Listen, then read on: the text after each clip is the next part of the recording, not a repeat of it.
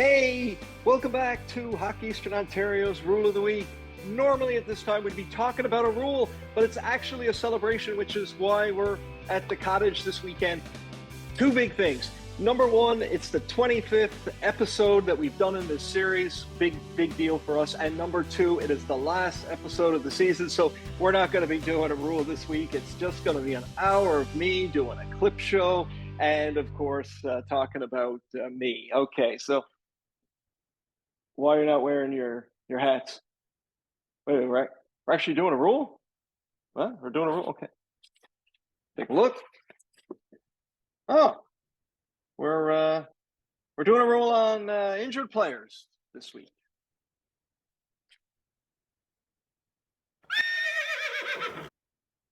That's not how I remember it. Okay, roll it back.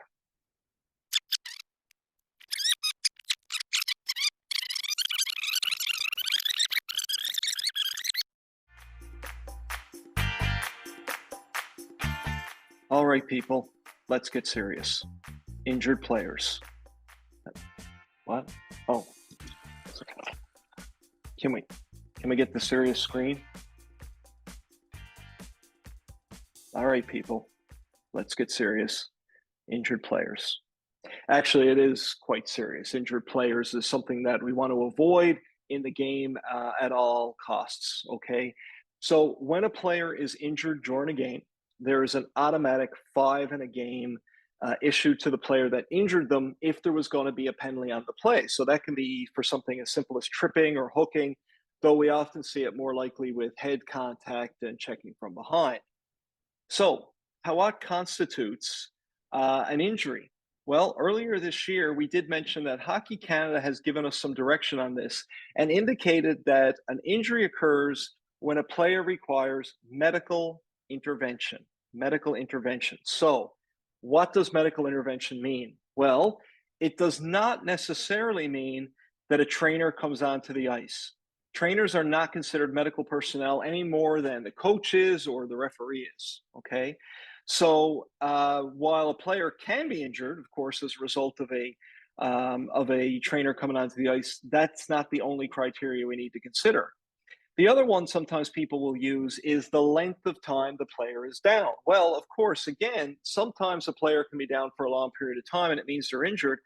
And sometimes they could be down for a long period of time because they're winded, but they're not going to require medical intervention. Medical intervention means that someone is going to be required to go to the hospital, a medical clinic.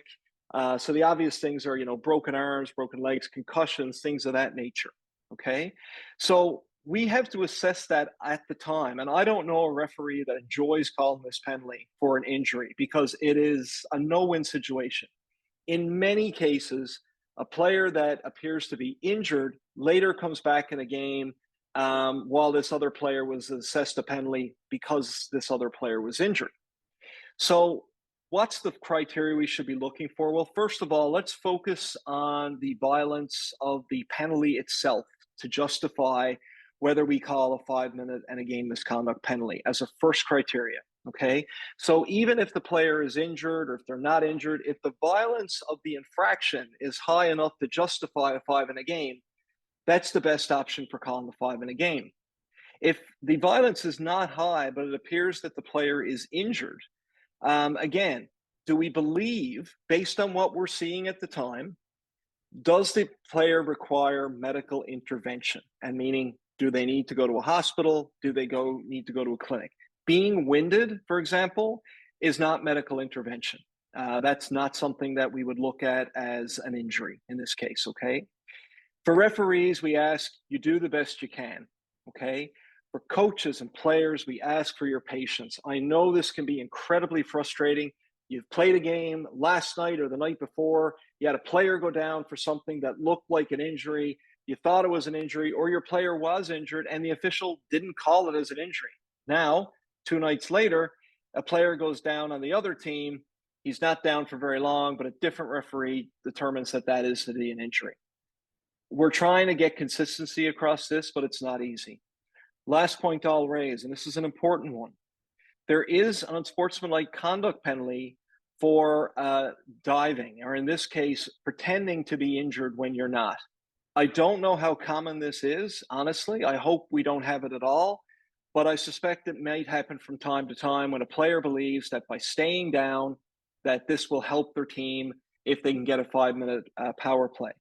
Referees should be aware of this. If you believe that a player is faking an injury in order to elicit a 5-minute game misconduct penalty or a match penalty to the other team, you can call either a minor penalty for unsportsmanlike conduct, a 10-minute misconduct penalty, or a game misconduct penalty for unsportsmanlike conduct behavior, them being M20s or GM20s. I want to stress there is a very, very high threshold for this. You need to be certain that a player is attempting or faking an injury in this case. And in order to make that call, please do not make that call lightly. We assume when players go down that they are hurt and that we need to deal with them in the most respectful way possible while they're down on the ice. Okay. If you have any questions about that, don't hesitate to reach out to me. My email address is below. You can also reach out, of course, to your referee in chief, your local association president, or John Reed. John Reed is the referee in chief of Hockey Eastern Ontario. Feel free to reach out to him as well. One last point, that is, as it is the end of the season, we would like to give a big, heartfelt thank you to all of the referees, 1,100 of them, who work games in Hockey Eastern Ontario from August right through till April or May. The work you do is very much appreciated by everybody. To the coaches, to the players, to the parents, all the other volunteers, again, thank you for another wonderful season. Just a quick reminder that this summer will be the return of the Referee School. So for all officials in Hockey Eastern Ontario, you are eligible to attend the Referee School. Okay, it's August 11th to 13th, overnight, 2 nights at Carleton University. There'll be lots of great instruction there, teaching you about different aspects of the game with some of our senior facilitators and instructors, guest speakers as well. And we will have a couple of referees there from HEO that have worked in the last couple of World Junior Hockey tournaments. Just one this past winter in Halifax, and 2 of the guys actually worked last summer in Edmonton. Still time to sign up for that, but the space is limited, so I would advise you to sign up as soon as can. The cost, $200, and the $200 includes your registration fee for next season, so it is quite a bargain for this. So if you want to register, email me. The email again is below. You can contact your local referee in chief. They can assist you with this as well. And we hope to see you there this summer. Should be lots of fun. Looking forward to it. Until next season, have a safe and wonderful summer, and we'll see you back here in the fall. All the best.